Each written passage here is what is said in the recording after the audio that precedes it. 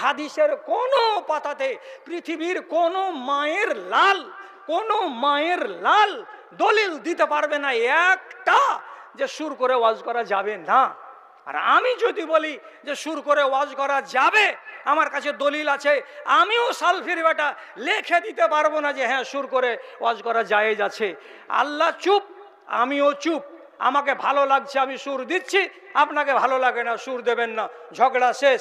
আপনার বাড়িতে আমি হানা দিতে যাব না, আপনি আমার বাড়িতে হানা দিতে আসবেন না। এটা মশলা তো গৌণ।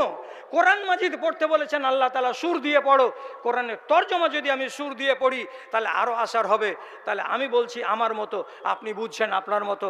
কিসের লেগা মাইক ধরে ধরে আর ফেসবুকের ভেতরে গরম গরম ভাষণ দিয়ে বলছেন এমনি করে মেউ মেউ মেউ মেউ করে কথা বলা যাবে না, তো তোর মতন জাল্লাদের মতন হা হা হা হা করে কথা বলা যাবে না। আমি বলছি মিঠা তালে কথা বলো, সুর মানা নেই তো সাবেত নেই, চুপ হয়ে যাও। রসুল্লাহ বললেন এটা আল্লাহ তাআলা ছাড় দিয়েছেন, আল্লাহর ছাড় গ্রহণ করে নাও। আমি ছাড় গ্রহণ করে নিয়েছি, দেখতে পেলাম না হারাম, আমি পেয়ে নিয়েছি, অতএব আমি এটা কাজ করছি। তোমাকে ভালো লাগে করো, তোমাকে ভালো না লাগে না করো। আল্লাহ তাআলা সবাইকে, দুনিয়ার যত আলেম আছে একরকম বুঝ আর ভালো মানুষ হয়ে নরম মিজাজের হয়ে সবকে একসাথে বসবাস করার তৌফিক দিন, এবং একজন আরেকজনের বিরুদ্ধে বিষোদ্গার যেন না করি সেই রকম মন মানসিকতা আল্লাহ তাআলা আমাদেরকে দিন। এই দোয়া আর এই আরাধনা আল্লাহর কাছে পেশ করে আজকের মতো ইতি টেনে দিলাম। আল্লাহ হাফেজ। কি সাহরির আজান? হাদিসে লেখা আছে লিইউকিযা নাইমাকুম ওয়ালিয়ারফা কায়েমাকুম। আজানটা দিতে হবে সাহারির। কেন? তো যারা ঘুমিয়ে আছে তারা জেগে খানা খাবে, আর যারা তাহাজ্জুদের নামাজে ব্যস্ত ছিল ওরা তাহাজ্জুদ ছেড়ে খানা খেতে আসবে। এই দুটো কথা হাদিসে লেখা আছে। এই দুটো কথার ভিত্তিতে বলা যায় সাহারির আজান হবে কোন টাইমে। সাহারি খাওয়ার জন্য যতটা টাইম লাগে এতখানি টাইমকে সামনে রেখে আজানটা দিতে হবে। এখন আমাদের দেশের লোকেরা কিছুটা বাড়াবাড়ি করেছে যে রাত 12টা যখন হয়ে গেল তখন আজান দিয়ে ঠুকে দিল। এটা করা ঠিক নয়। এত আগে আজান দেওয়ার কোনো যুক্তি নেই। এই যান্ত্রিক যুগে মানুষেরা তরকারি রান্না করে রেখে দেবে আর শুধু প্রেসারে এতটি ভাত সিদ্ধ করে খেতে বসে যাবে। কতটা টাইম লাগবে? সর্বসাকুল্যে আধা ঘন্টা। তো যদি মেরে কেটে টাইম নেন তো 1 ঘন্টা আগে আজানটা দিবেন। তো কষ্ট করে আমি এটা বলছি যে 1 ঘন্টা আগে আজানটা দিয়ে দেবেন, তাই কাফি আছে। 1.5 ঘন্টা 2 ঘন্টা আগে আজান দেওয়াটা এটা কিন্তু খুব একটা শরীয়ত সম্মত বলে মনে হয় না, এটা একেবারে দুর্বল মত। সুতরাং যত কম সময় সামনে রেখে সাহরির আজানটা দিতে পারেন ততটাই ভালো। আমার দাদাজি বেশি ভালো কথা বুঝেন। আসসালামু আলাইকুম ওয়া রাহমাতুল্লাহি ওয়া বারাকাতুহু। একটা বই লিখলেন, উনি এক বাঘ। উনি একটা বই লিখলেন, দুজনই সৌদি আরবের আলেম। দুজনের বইকে আপনি তো ভাই আম পাবলিক, আপনার তো এগুলো করার নয়, শুধু শোনার। যারা আলেম আছেন এখানে বসে তারাকে বলছি 2খানা বইকে বাজার থেকে নিয়ে এসে বাড়িতে বসুন আর লাল কালি নিয়ে বসুন, আঁক দিয়ে দিয়ে চিহ্নিত করুন। 40টা মশলা পাওয়া যাবে। 40টা মশলা এমন পাওয়া যাবে যে ইমাম আলবানী রাহমাতুল্লাহ আলাই, আল্লামা বাজ রহমাতুল্লাহ আলাইয়ের সঙ্গে বিরোধ করেছেন। উনি ইনার মশলাগুলোকে মানেননি। আল্লামা ইবনে বাজের 40টা মশলাতে বিতর্ক করে দিয়েছেন। কে? তো আল্লামা আলবানী। দেওয়ার পরে বলেছেন এটা ঠিক নয়, এটা ঠিক। দুটাই পাহাড় এলেমের। এখন আপনি যদি শিষ্টাচার দেখতে চান যে বিতর্ক হতে গেলে কি করতে হয়, তো এখানেই দেখতে হবে আপনাকে শিষ্টাচার। কীরকম বিতর্ক হলো? বিতর্ক বুঝাবার জন্য বলছি।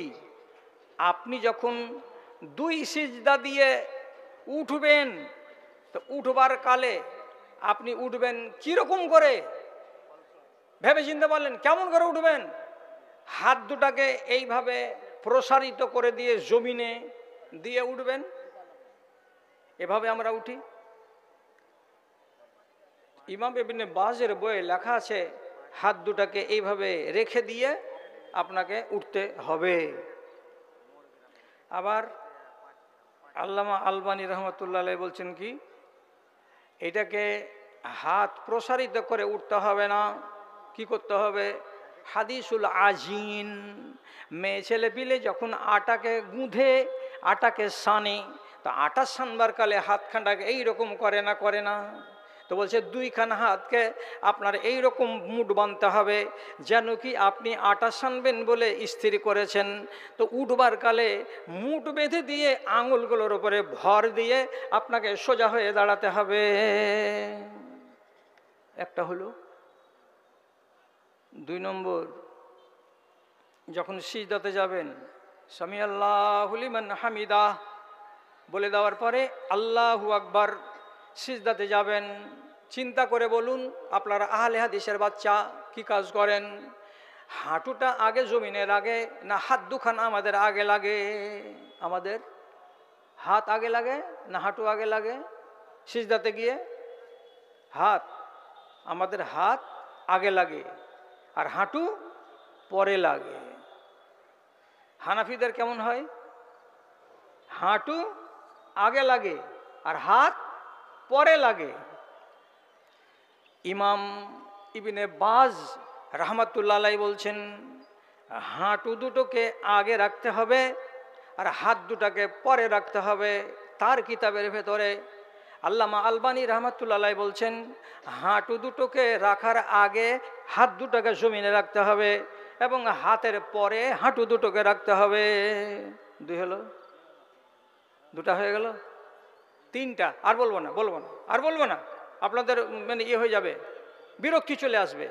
আর একটা বলে দিয়ে ছাড়ি, রুকু থেকে যখন উঠবেন সামি আল্লাহু লিমান হামিদাহ এই বলে দিয়ে হাত দুখানকে আমরা কি করি? সোজা করে ছেড়ে দিই আর দিয়ে দোয়া পড়ি, রব্বানা ওয়া লাকাল হামদ হামদান কাসীরান তাইয়িবান মুবারাকান ফি, দিয়ে সিজদাতে চলে গেলাম।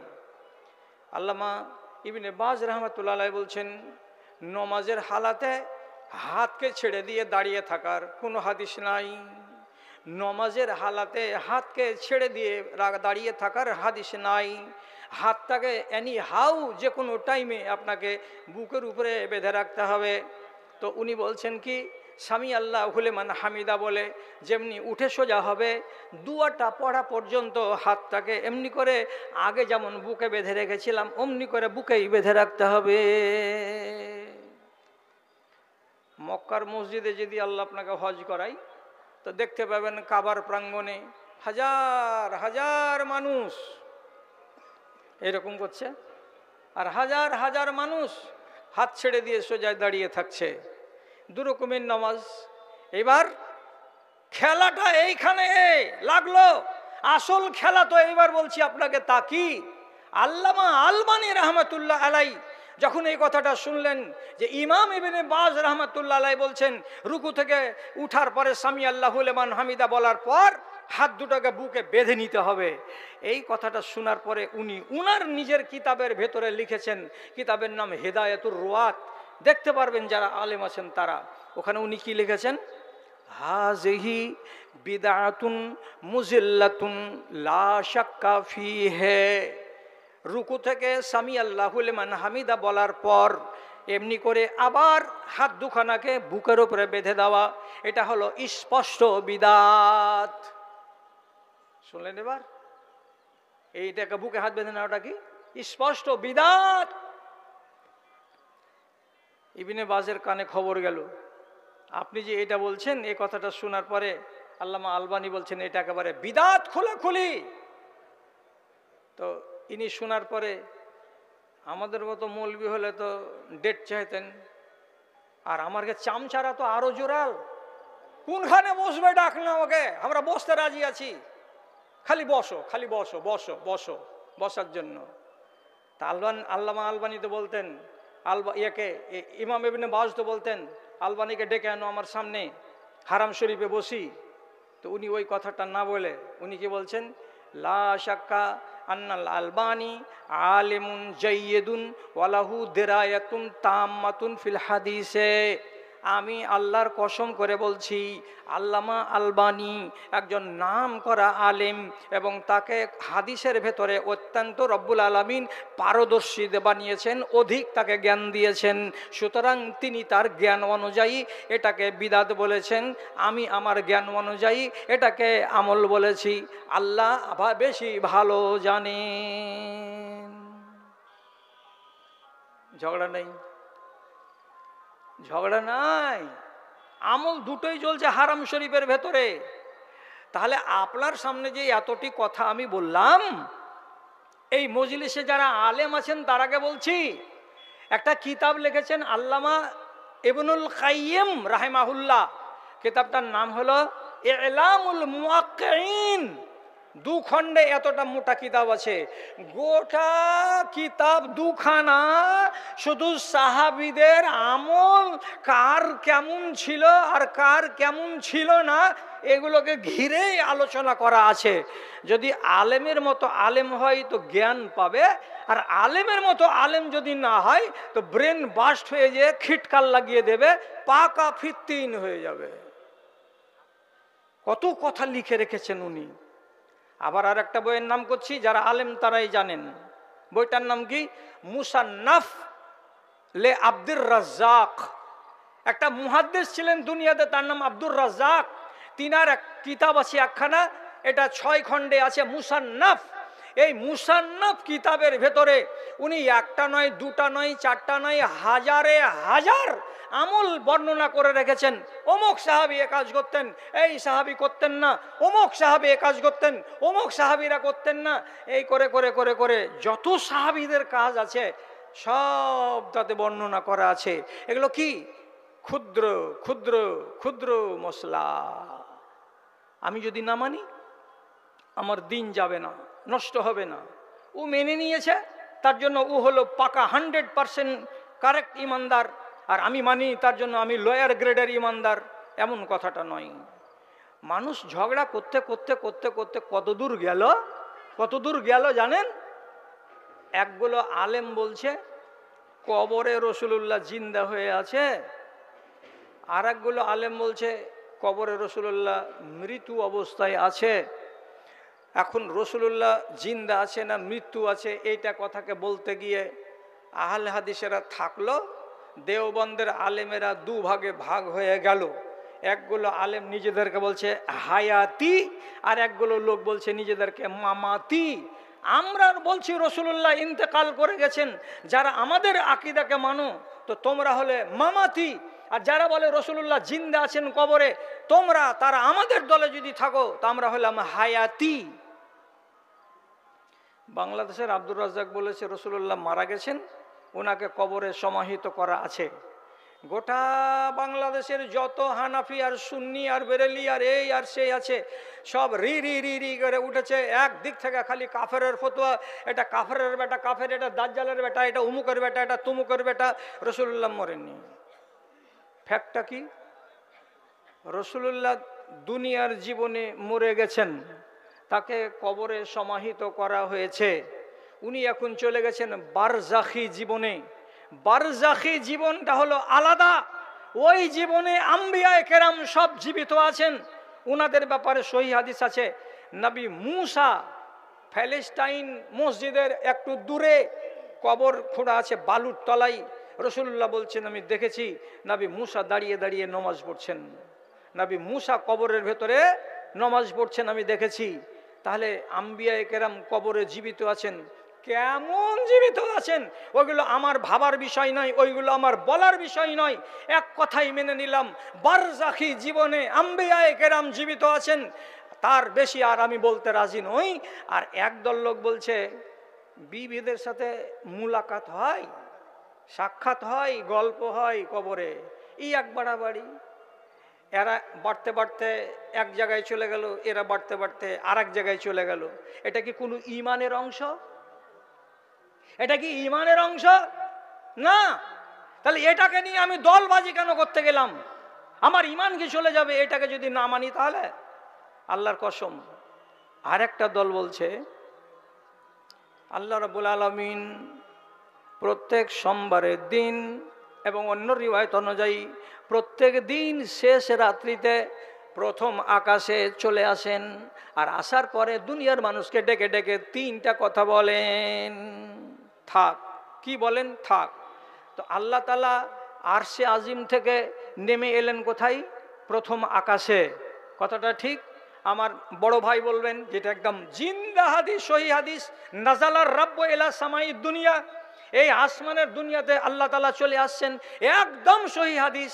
তখন আরেক দল লোক বলছে, আল্লাহ যদি আরশ থেকে নিচে আসমানে চলে এলো, তাহলে আরশ তো ফাঁকা।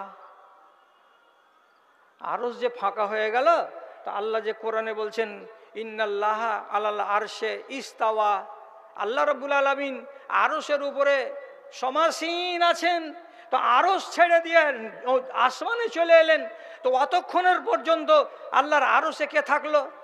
যা, এই ভাবনাতে আগে রাতের নিন্দকে হারাম করে দিয়েছে।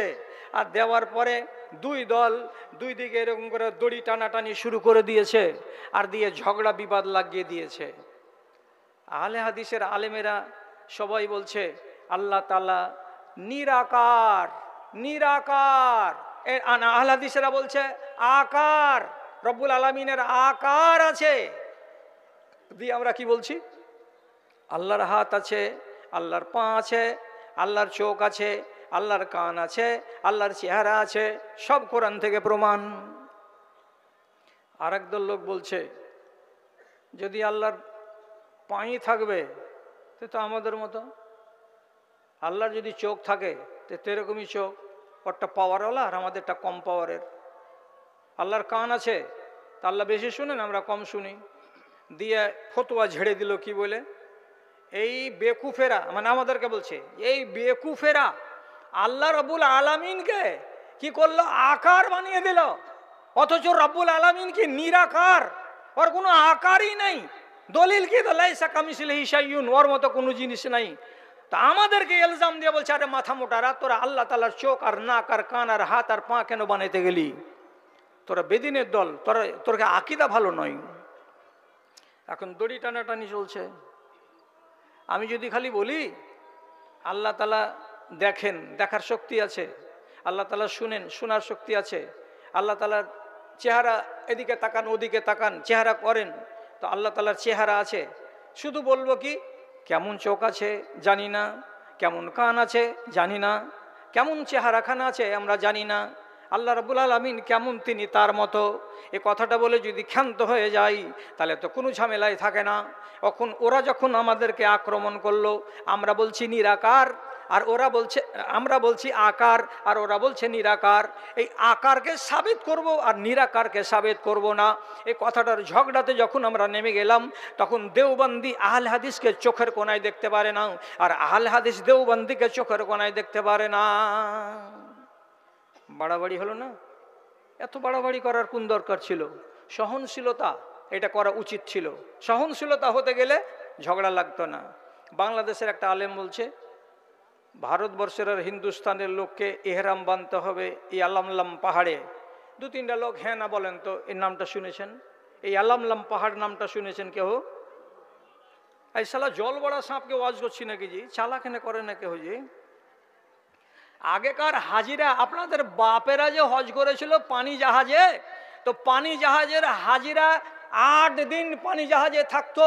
ওই জাহাজখানা যখন ইয়ামান দেশের দক্ষিণে একটা শহর আছে তার নাম হলো ইয়ালামলাম, লোহিত সাগরের মুখে, ওই জায়গাটাতে যখন জাহাজ পৌঁছিবে তখন নাবিক বলবে হুজ্জাজ কেরাম এহরাম पहन लीजिए और यहाँ से लब्बैक अल्लाहुम्मा लब्बैक तलबिया पढ़ना शुरू कीजिए।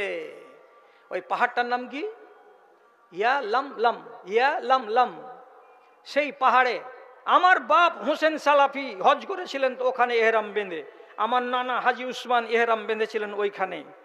পরবর্তী যুগে যখন প্লেন হয়ে গেল, তো প্লেন নামবে কোথায়? তো ডাইরেক্ট জিদ্দাতে।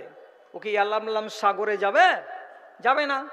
তাহলে আপনাকে যে এহরাম বাঁধতে হবে, তো জাহাজের ভেতরে যে আপনি এমনি করে হাত মারবেন আর এমনি করে যে চাদর টানতে যাবেন, তো জাহাজের ভেতরে যে সেবিকা বেটি ছেলেগুলো আছে, ওই বেটি ছেলের ঘাড়ে যদি এক থাপড় পড়ে যায় তো কি হবে দুর্গতিটা হাজি সাহেবের?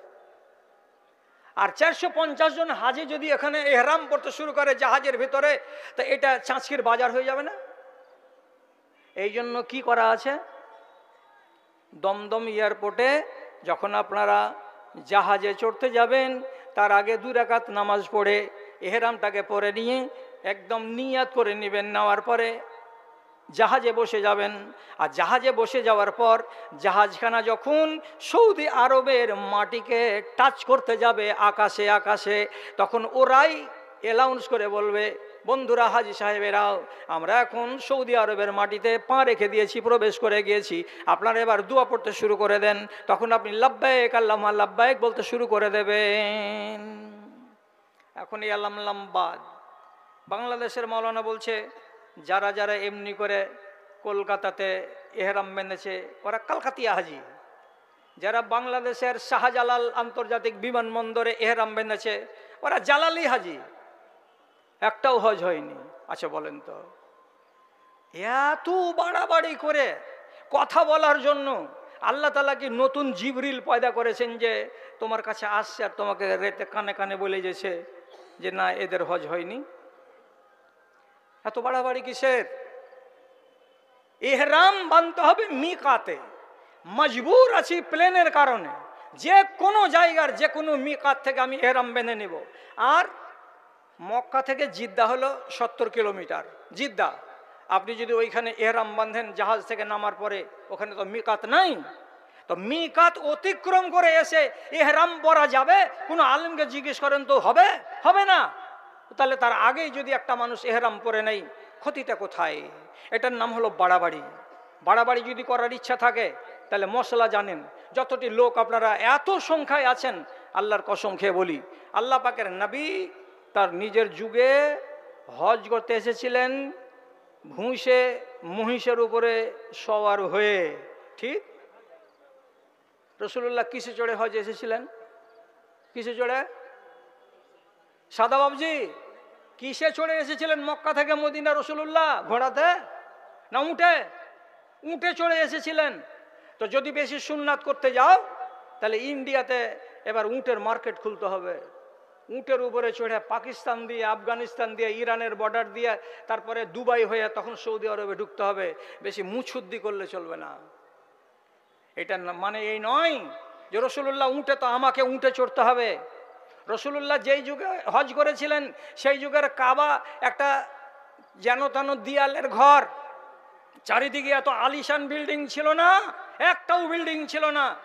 ওই জায়গাতে মেঝেতে কুচি কুচি পাথরের উপরে রাসূলুল্লাহ তওয়াফ করেছেন।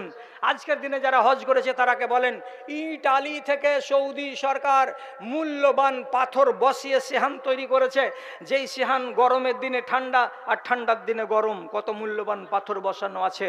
এখন আপনি যদি বলেন পাথরের উপরে তওয়াফ করা এটা কি ঠিক হচ্ছে? রাসূলুল্লাহ তো পাথরের কুচি পাথরের উপরে তওয়াফ করেছিলেন। বেশি সুন্নাত যদি দেখতে যাও তাহলে সুন্নাতের 12 বাজিয়ে দিবে তুমি, এখানে তোমার তো তওয়াফ হলো না। কেন দেখতে যাচ্ছ এত কড়াকড়ি করে? আবার বলছি, মাটির তলাতে তওয়াফ হচ্ছে, হ্যাঁ না না বলুন। বলছে হ্যাঁ। একতলা মেঝেতে তওয়াফ হচ্ছে, হ্যাঁ না না? তো বলে হ্যাঁ। দ্বিতলে তওয়াফ হচ্ছে, 3 তলাতে ছাদের উপরে তওয়াফ হচ্ছে। কেন? তখনকার যুগে মেরে কেটে 2000 লোক হতো, এখনকার যুগে 40 থেকে 45 লক্ষ লোক হচ্ছে হজের মৌসুমে। এবার কি করবে? দিশা যখন পায় না, কেউ ছাদের উপরে তওয়াফ করছে, কেউ দ্বিতলে তওয়াফ করছে, কেউ মেঝেতে তওয়াফ করছে, কেউ আন্ডারগ্রাউন্ডে তওয়াফ করছে। কি দেখে দেখে তওয়াফ করছে? আন্ডারগ্রাউন্ডে শুধু সবুজ সবুজ বাতিগুলো লাগানো আছে, আর বাতিতে আপনাকে ইন্ডিকেট করে বলবে এটা কোন জায়গা, এটা কোন জায়গা, ওটা দেখে দেখেই আপনাকে তওয়াফ করতে হবে। তাহলে যারা এখনকার দিনে কাবাতে গিয়ে তওয়াফ করছে দ্বিতলে গিয়ে, আর তওয়াফ হলো না কেন? রাসূলুল্লাহ তো মেঝেতে তওয়াফ করেছেন, তুমি দোতলাতে গেলে কেন? আপনার কাছে অ্যান্ড্রয়েড মোবাইল আছে? আছে। আপনি অ্যান্ড্রয়েড যদি মোবাইল থাকে তো আপনি শুধু অ্যান্ড্রয়েড মোবাইলের সুইচটাকে এমনি করে টিপেন, আর টিপার পরে খালি বলুন মিনা মিনা, মিনার মাঠ চলে আসবে। আর যদি একটু বড় করে বলতে পারেন জামারা আকাবা, পাথর মারার জায়গা, তো দেখবেন 5 তলা করা আছে পাথর মারার জায়গাকে। কয়টা বুথ আছে? কটা? 3টা। তিনটা বুথকে সারি সারি সাজানো আছে, এখানে একটা, ওখানে একটা, ওখানে একটা। বুথ তো নয়, পাথরের নিদর্শন, পিলার, ওগুলোকে দেখে পাথর মারো। তো কয়তালা বিল্ডিংটা আছে? 5 তালা। নবীজি পাথর মেরেছিলেন মেঝেতে, একদম গ্রাউন্ড ফ্লোরে, তখন ছিল সরজমিন। এটা হলো সুন্নাত। এখন যদি সুন্নাত করতে যাও তো দ্বিতলের উপরে পাথর মারা সুন্নাত নয়, 3 তালাতে পাথর মারা সুন্নাত নয়, 5 তালার উপরে গিয়ে পাথর মারা সুন্নাত নয়। তবুও হজ করে হাজি সাহেবেরা বাড়ি চলে আসছে। হচ্ছে কেন হজ? হজ হয়ে যাবে। কেন হবে? লোক সংখ্যা বেড়ে গেছে, যদি 1 তালাতে রেখে দেওয়া যায় তো হুজুমে মানুষ মারা যাবে, এই জন্য এই ব্যবস্থা করা আছে। শরিয়ত আমাকে ইজাজত, অনুমতি দিয়েছে, তার জন্য এটা করা। তাহলে ইখতিলাফ কেন করো? এখন নতুন ঝগড়া করার যখন দিন হয়ে গেল, তখন আমাদের মতো কিছু মৌলবি সাহেবের বাজার গরম করার জন্য চলে আসছে রমজান মাস। যেমনি 15 থেকে 20 রমজান আসবে, ফেসবুকে লেখালেখি শুরু হয়ে যাবে, মূল্য দিয়ে ফেতরা চলবে না, আনাজ দিয়ে দিতে হবে। কেন? যে এটা একটা ইবাদত। কেন? যে এটা একটা ইবাদত। ইবাদতের রদবদল করা যাবে না। আমি ওই আলেমগুলোকে বলছি, ইবাদত কয় রকমের হয়? তোমার গুরু তোমাকে পড়িয়ে যদি থাকে ভালো কথা, না পড়িয়ে থাকে গুরুর কাছে শিখে নিতে হবে। একগুলো ইবাদত তৌকিফি, ওতে নড়াচড়া করতে পাওয়া যাবে না। আর একগুলো ইবাদত হলো গায়র তৌকিফি, এটা ইবাদত, কিন্তু ইবাদতের ভিতরে হেরফের করা যাবে। নমাজে হেরফের যাবে না করা, নমাজে হেরফের করা যাবে না, কিন্তু এটা ইবাদত। এবং জাকাতুল ফিতরি, এটা ইবাদত। ইবাদত, কিন্তু এটা তৌকিফি ইবাদত নয়। যদি ইবাদত এটা তৌকিফি হতো তাহলে রসুলুল্লাহর যুগে হযরতে আসমা রাদিয়াল্লাহু তাআলা আনহা হাফ কেজি, 1.25 কেজি করে গম দিতেন না। আবু সাঈদ বলছেন আমরা 1 দিয়েছি, আর রাসূলুল্লাহর 150, আসমা বলছেন আমি 1.25 কেজি করে গম দিয়েছি রসুলের যুগে। হতো এটা? জীবনে হতো না। আবার 29 বছর পরে হযরতে মুআবিয়া বলছেন সিরিয়ার যদি গম দেওয়া যায় 1.25 কেজি, তো মদিনার 2.5 কেজি খেজুর দিতে গেলে যা হবে, আর 1.25 কেজি গম দিতে গেলে তাই হবে। কেন? ভ্যালু করতে গেলেন। এখানে কোনোদিন ভ্যালু করা যেত না। আর রসুলুল্লাহর যুগে সায়ে ওজন করে দেওয়া নিয়ম ছিল ফিতরার। আমরা কিলোতে কেন দিচ্ছি? আরবের লোক কিলোতে দিচ্ছে, তো কিলোতে গেলাম কেন? কিলোতে দেওয়া কি জায়েজ হবে? হবে না। তো তাহলে আমি কেন জায়েজ করছি? এই জন্য জায়েজ করছি যে এগুলো ইবাদত, কিন্তু ইবাদত তৌকিফি নয়। ইবাদত হেরফের হচ্ছে, আর হেরফের হতে পারে। তার জন্য বলেছিলাম, আর যুগে যুগে যুগে যুগে ওলামায়ে দ্বীন গবেষণা করার পর এটা কথা বলেছেন, আর আজও বলছি। আর বারবার বারবার রমজান মাসে আমি লিখবো না। আমি কথা দিয়ে গেলাম আপনাকে, আমি ফেসবুকে লেখা বন্ধ করে দিয়েছি। কেন? অভদ্রদের গাল সহ্য হয় না আমার।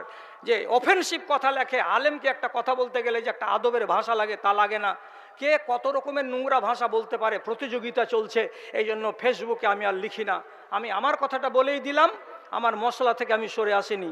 আপনার যদি অসুবিধা থাকে, আপনার কোনো রকমের যদি অসুবিধা থাকে, আপনার দেশের ফকিরদের যদি কোনো অসুবিধা থাকে, তাহলে পরে আপনি টাকা দিয়ে দেবেন। আর না হলে সর্বোত্তম পন্থা হচ্ছে আনাজ দিয়েই দেয়া। লড়াই আছে, কিয়ামত পর্যন্ত লড়াইটা থাকবে। তারপরে আরেকটা কথা বলছি, এখন ঝগড়া চলবে নতুন করে। আবার কি নিয়ে উঠেছে দেশের ভেতরে ঝগড়া? মানুষ মরে গেছে চাচকি গ্রামে, তো ওর মাইকে খবর দেওয়া যাবে? একগুলো লোক বলছে না, খবর দেওয়া যাবে না, এটা হচ্ছে একবারে কাবিরা গুনহার কাজ। হ্যাঁ, তোরা বেশি বড় আলেম নাকি? হ্যাঁ, তোরা বাবরের গাছতলায় পড়েছিলি, আর ওরা কি খেসাড়ির ভূমিয়ে পড়েছিল? সৌদি আরবের আলেমগুলো। আল্লাহ পাকের নবী, আমার নানাজিকে জিজ্ঞেস করবেন যে হাদিস আছে না নাই। জৈদ রাদিয়াল্লাহু তাআলা আনহু, হযরতে জাফর রাদিয়াল্লাহু তাআলা আনহু এবং আব্দুল্লাহ বিন রাওয়াহা মওতার যুদ্ধে 1, 2, 3 তিনজনই সেনাপতি একের পর এক শহীদ হয়ে গেলেন। ওদের খবর মদিনাতে আসলো 20 দিন পরে, কিন্তু যেদিন মার্ডার হয়ে গেলেন তারা, সেদিনই রব্বুল আলামিন আমার নবীকে খবর দিয়ে বলছেন আপনার 3টা সেনাপতি একের পর এক মার্ডার হয়ে গেছে মওতার যুদ্ধের দিন। নবী করিম সাল্লাল্লাহু আলাইহি সাল্লাম মসজিদে নববীর মিম্বারে খাড়া হয়ে মসজিদে যতটি লোক ছিলেন সবদিকে বললেন নান নবী সাল্লাল্লাহু আলাইহি সাল্লাম, নবীজি নিজে মরণের খবর দিলেন কার? এই 3 জন লোকের। তোরা বেশি পণ্ডিত নাকি নবীজির থেকে?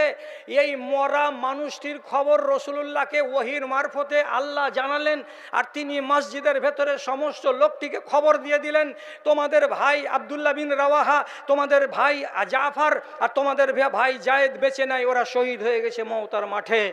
উনারা যুদ্ধের ময়দানে শহীদ বলে তাদের জানাজা হয়নি, জানাজা হবে না। আবার ওই মসজিদের ভেতরেই যখন নাজাসি বাদশাহ মারা গেলেন, তার মাটিতে, দেশের মাটিতে, হাবশার মাটিতে, তাকেও রব্বুল আলামিন জানিয়ে দিলেন যে নাজাসি বাদশাহ মারা গেছে। তখন আল্লাহর নবী মিম্বারে খাড়ো হয়ে বলছেন, ইন্না আখাকুম আন-নাজ্জাশী, তোমাদের ভাই নাজ্জাশী বাদশাহ মারা গেছে আজ। সাহাবাই কেরাম জানতে পারলেন নবীজি মসজিদে তাদেরকে না নিয়ে খারাজা এলাল মুসাল্লা, ঈদগাহে নিয়ে গেলেন, আর ঈদগাহে নিয়ে গিয়ে নাজাসি বাদশার নামে জানাজার নামাজ পড়ালেন। ই তো যুদ্ধের ময়দানে মরেনি, তার জন্য জানাজা হলো এলানের পর। আর উনারা যুদ্ধের ময়দানে মরেছিলেন, তার জন্য জানাজা হয়নি, শুধু এলানটা হলো। এত জিন্দা, হাত পা নাড়া, চোখ দিয়ে পিটির পিটির করে দেখা, ঝকঝকে হাদিস থাকার পর আজকের দিনেও যদি কোনো কোনো আলেম গলাজড়ি করে বলে মাইয়াতের খবর দেওয়া যাবে না, তা আমি বলছি টাকা আমি দেব, আর একবার বানারসে ভর্তি হয়ে পড়ে এসো, যা লাগে টাকা পড়তে গিয়ে। আর কি ভাষা বলতে পারবো আমি এদেরকে? সারা জগতের লোক বলছে যে এলান করা যাবে, নাই করা যাবে না। নাই মানে কি? মরা মানুষটার গুণ আলোচনা করে খবর দেওয়া যাবে না। কেমন? ওরে দেশের লোক, তোমরা কি শুনেছ আমাদের এলাকার অমুক লোকটা মারা গেছে ভাই? কি করছি? লোকটার মানে মরণের খবর দিতে গিয়ে আমি হাই হাই পিটছি। যেমন হাদিসের কি লেখা আছে, আরবের লোকেরা বলতো ওয়া জাবালা, মাথাটা ঝুঁকান, ওয়া জাবালা, ওরে আমাদের দেশের এত বড় পাহাড়টা ছিল রে, ভাঙা পড়ে গেছে। কার গুণ গাইছি? মরা মানুষের। এই সব চলবে না, সোজা বাংলাতে বলতে হবে। চাঁচকি গ্রামের জাফরের বেটা এজাবুল হক বেলা 10টার সময় মারা গেছে, তার জানাজা হবে বেলা 2:30টার সময়, শেষ। এটা হলো এলান। তোরাকে যারা দিনে আর রাতে 4 বার করে, একবার মাথার দিক দিয়ে গোসল করাবে, একবার পায়ের দিক দিয়ে গোসল করাবে, এত বড় বড় আলেম গত হয়ে গেছে আরবের মাটিতে, ওদের নেটে ফতুয়াগুলো একবার দেখো, দেখে ওদেরকে মানো। বেশি বড় আলেমের বেটা আলেম হবার চেষ্টা করিও না, বেশি বড় হতে গেলে ক্ষতি আছে, ঝড়ে পড়ে যেতে পারো। এক ফেতনা গোটা দেশ জুড়ে চলছে। রাত 11টা 12টা কি লোক মানে না, ফোন করে দিছে, মৌলানা এরকম করা যাবে কি, একটা মরা মানুষের এলান করবো, তো আমাকে মুলবিরা বলছে এলান করা যাবে না। আল্লাহ কি বলবো গো। আর আরেকটা বড় ফেতনা কি, এই দেশের যুগের লোকেরা ইদ্যত মানতে চায় না। ইদ্যত কাকে বলে? এই লোকটার কাছ থেকে এই মেয়ের লোকটার ছাড়ানো হলো, কিসের লেগে ছাড়লে জি? বলছে এর সাথে পালিয়ে গেছিল, ওই জন্য আমি ওকে নিব না, আমি ওকে ছেড়ে দিলাম। তো তুমি ছাড়লে না, ঈদ খোলা নিল, বলছি যেটাই কহেন খোলা নিয়ে নিল। তো খোলা যদি করো, আর ইদ্যত হলে 1 মাস।